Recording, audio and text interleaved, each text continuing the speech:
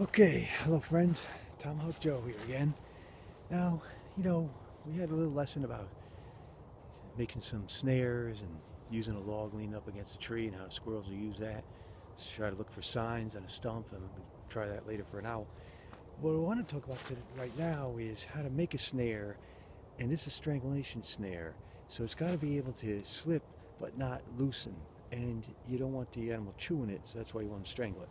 So this is my 50-pound fish line, just your Walmart fish line, nothing crazy, very easy. So the first thing you do is on this side, hope you can see this, on this side make your standard knot, slip knot. See how I wrap that around and then that goes through there? Okay, so now I'm going to tie him off. All right, go in there, make a sutures knot where you go in there twice, right, like that. It's a little hard to see with it all springy all over the place. So tight that down, okay, like that. All right, see that? Tighten that sucker down in there, good and tight, because you don't want that loosening up. So you got to have some kind of tightness there. Okay. Then I just give it one more twist, just to be safe. All right. Teeth is good. Okay. So now what you have here is your snare hoop, right? This is a strangulation snare hoop.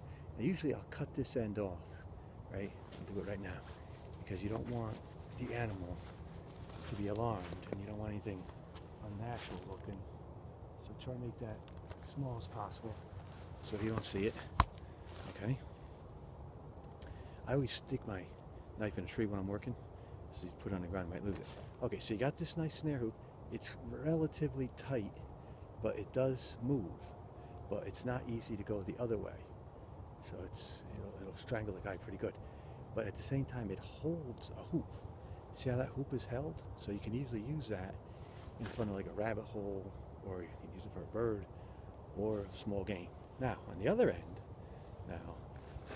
sometimes your hands are getting cold, you don't have the dexterity to manipulate your fingers too good and manipulate things.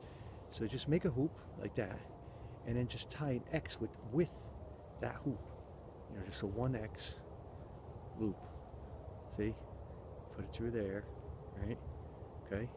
Now you got that, so you kind of like got an automatic thing at the end, an automatic hoop at the end, right? And now what you do is when you put that around a tree, like when I put it around that log right there, again, I'll cut this off so it doesn't look so alarming. Okay? Now what I did was I would put this around the tree, right? Around the little log, and put him through there. See that? Okay. Now, go around the tree, put him through there. Okay? So now what you have is a slip knot like this on itself. Okay? Now what that's going to do is come up around and make an easy knot. See that? That you can use. First of all, it's easy to tie. It's strong. And now this you can adjust as you need it. Kind of like a little guy, right? He stays there.